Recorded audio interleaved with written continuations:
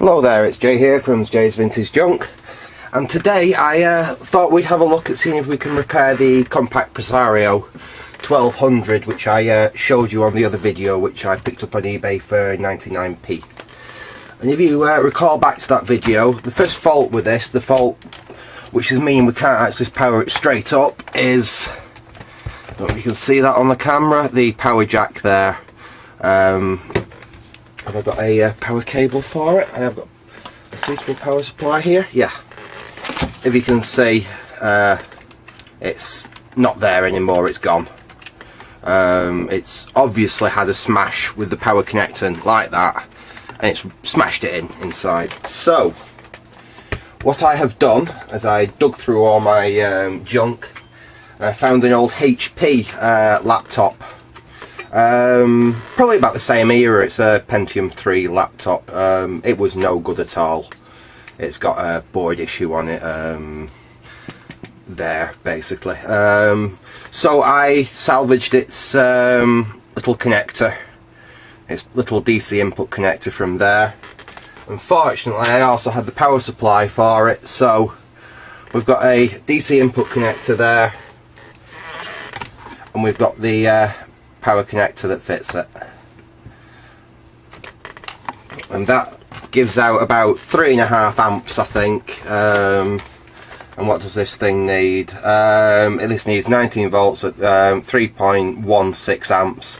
That gives out 19 volts at 3.5 amps, so we're absolutely fine there. Right, without further ado, I think we'll get inside this. I mean, all we're going to do really is replace that jack and see if this thing's going to fire up. While we're going in there though, we can perhaps see what RAM it's got in it, see what hard drive it's got in it. What I have done is when I took that old HP apart for that jack, is I salvaged its ID hard drive. I don't believe there's anything wrong with this. I think I have had this up and running and it's fine.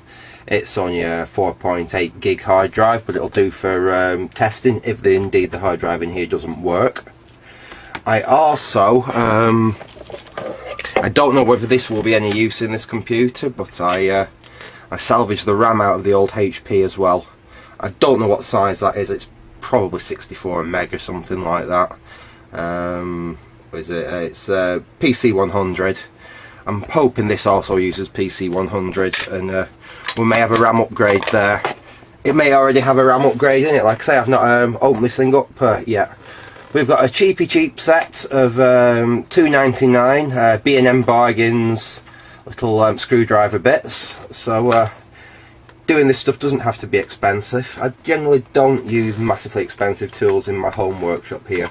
I do have slightly more expensive stuff elsewhere, but for this it's showing that you can do it on the cheap, so I'll do the same. Right, let's see what we can do about getting in this thing. Now, I haven't looked up any guides online on how you open these things up, so it's going to be a bit of trial and error. I may stop and start the camera if it's looking like it's taking too long while we actually get in this thing. Try not to make the video too long. Right, let's put that screw out of the way. Anyway, I'm starting by getting into the memory expansion. It does indeed have a RAM expansion fitted. Excuse me, bit of wind there. As I said in the previous video, these systems have 64 meg built onto the motherboard, and it actually has a RAM expansion in the slot as well, so we'll pop that out. Let's see what we've got. I believe that is another 64 meg. I might have a bit more look here. Oh, it's what have we got there? 32 meg, 4 meg by 64, 66 megahertz, 3.3 volt SD RAM. So I don't believe that other RAM that I pulled out of the other computer is compatible. I think this is an older style. But yeah, it looks like it might have 128 meg of RAM. With what we're going to be running on it is more than enough.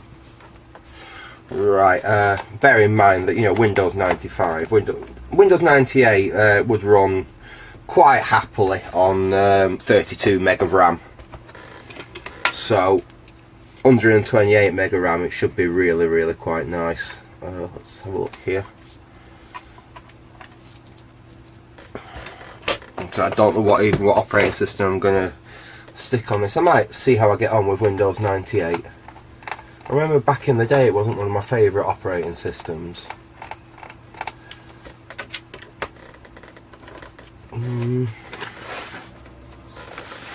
What have we got? Oh right, we've got security bits. Good job we've got a security bit set here. Wasn't expecting that, I was expecting just little Phillips. So have a look, see which one of these fits smaller than that. Let's try this one. Smaller than that. So we'll go with this one. That's the one.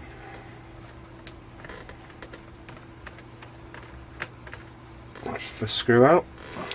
Oops.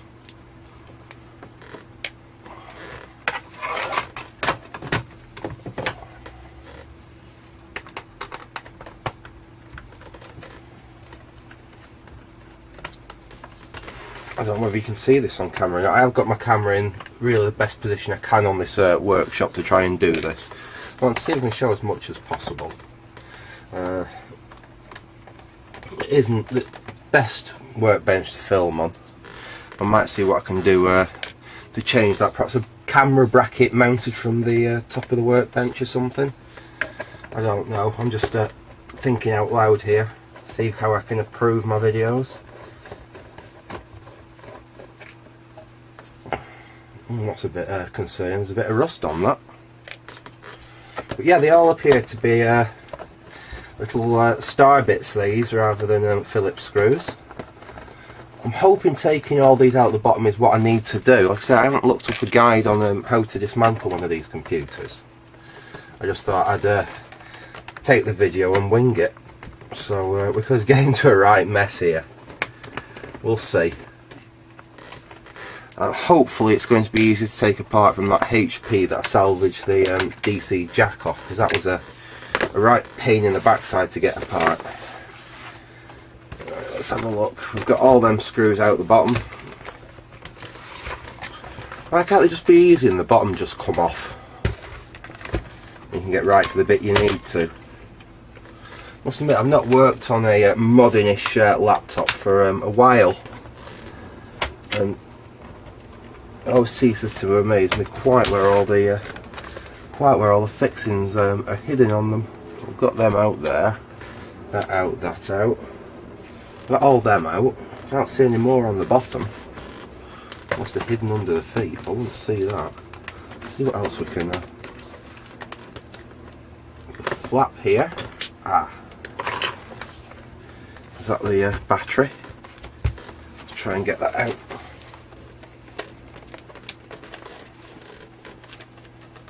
I can't seem to get that out. It does look indeed like it's the battery. So,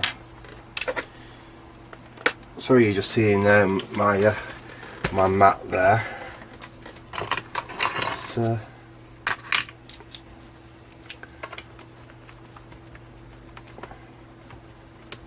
there we go. That's moving now. Yeah, that's the battery pack. I'm presuming that's no good anymore. Maybe, we may be lucky with that. We'll have to see when we've got some power to this thing.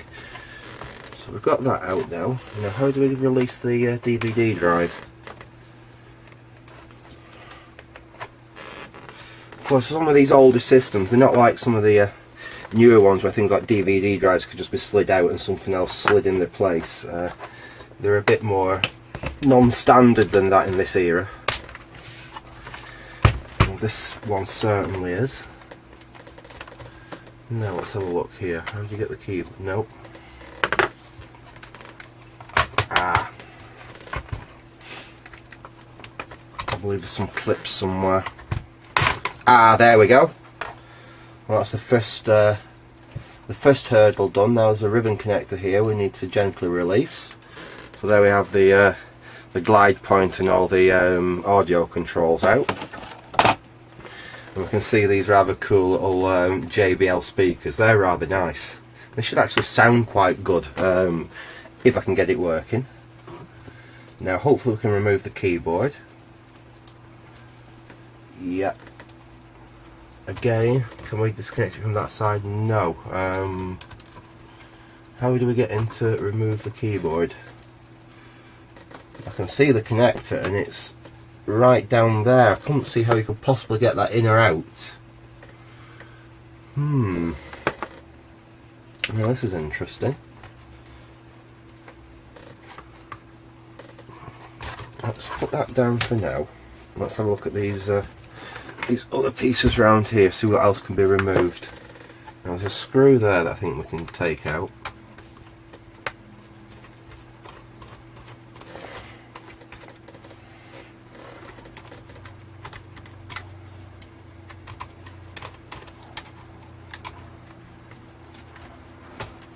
There's one here. Oops, let's change back to the right bit.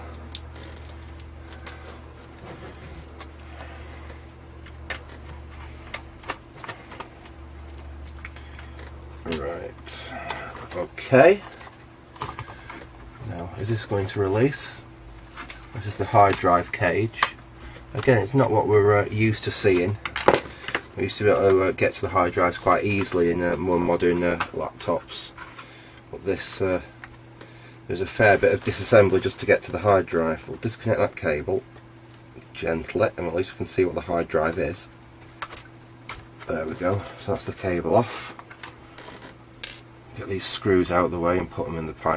And let's see what we've got as a hard drive. Ah, right. Well, we've got a 5.12 gig Hitachi drive here. So, all being that this works, we'll probably stick with that drive rather than the 4.5 gig drive I've got down there. We've got a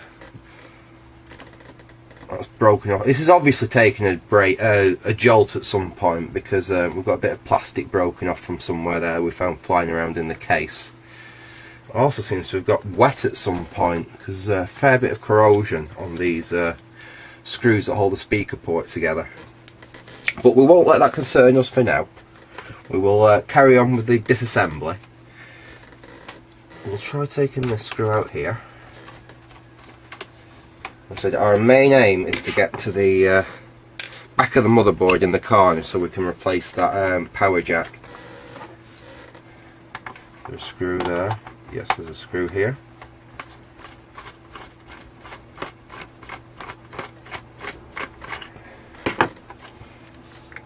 Right, what I'm going to do is I'm going to pause the video for a bit, because this is obviously going to take a while, and I'll come back to you when I've actually got down to the motherboard. It's probably going to be better like this, or this video is going to go on for hours.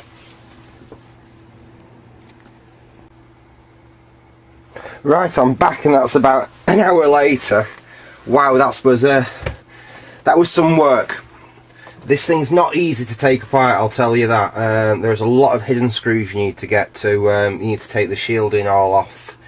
Yeah, that was hard. I'm glad I didn't bother videoing that. But anyway, we're down to this this part here now, and we can see, I believe this may have had the processor changed. We have an AMD K62 processor in here, and if we look down here at the jumper pads, which I believe are what you use to set speed, they've been changed. You can see where a little bit of tape, Campton tape over the top has been punched through, and the jumpers have been reset.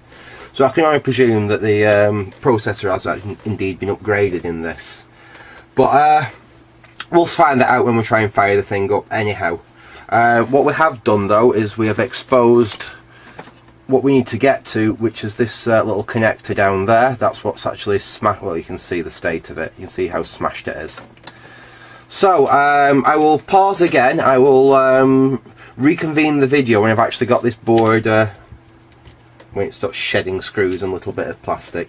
It definitely has had a bash, because there's little broken off posts everywhere. They're smashed from all over the place, so it's took a right knock on its corner like that at some point in its life.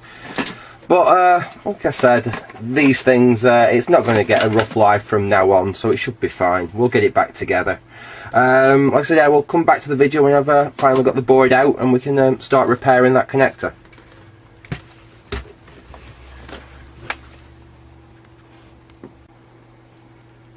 Okay, we're back, and confession time. I got the board out, I replaced the connector on it, and I forgot to switch record on the camera.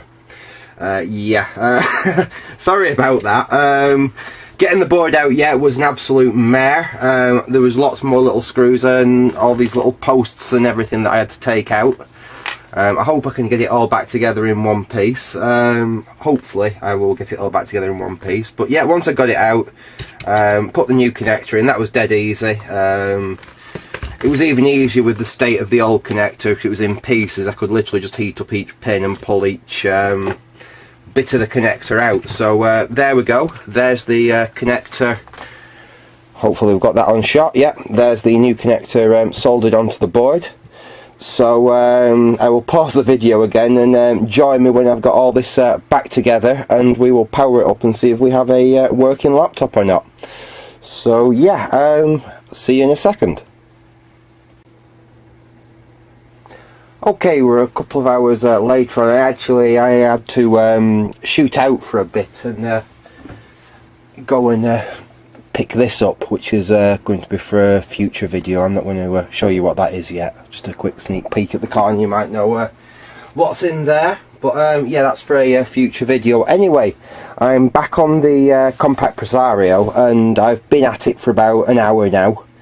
And as you can see, I've got pretty much most of the base of the laptop actually built back up again. I've got the screen connected back on.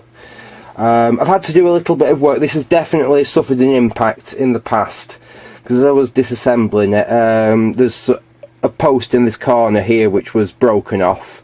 I've had to super glue that. Hopefully this corner is going to be alright. Like I said, it's obviously that's where it took its impact, and it has broken the hinge there a little bit, but fingers crossed that super glue holds. It's not the only thing that holds it anyway. There is another fixing over here and what have you, so hopefully we've got away with that.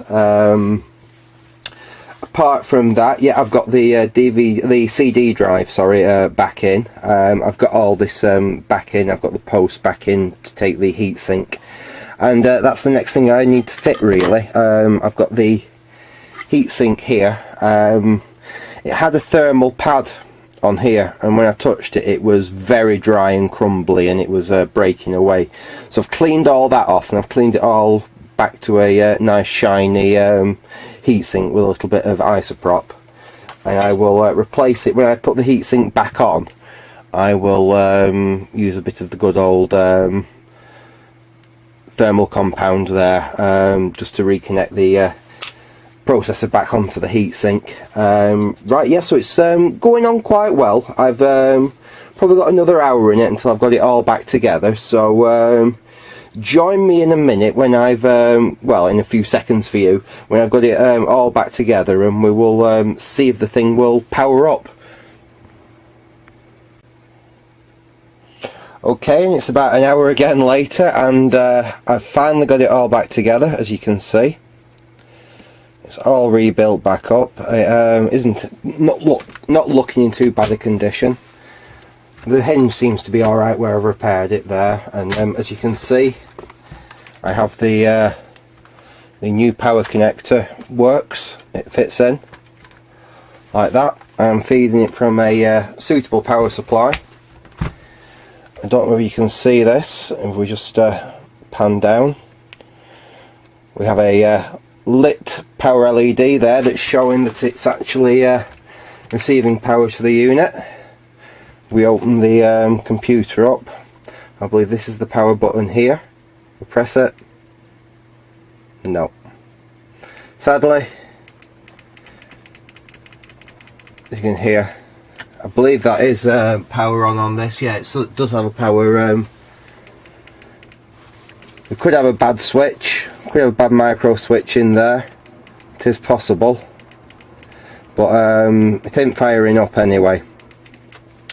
But anyway, I thought I'd do this video anyway. I'll still stick it out there.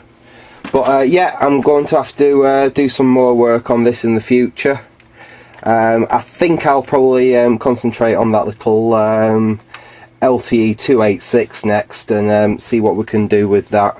But But I thought as it was nothing to lose, I'd see if I could get this up and running, see if I could get it going nice and easy. But as you can see, we have power on it, but the lights are on, but no one's home.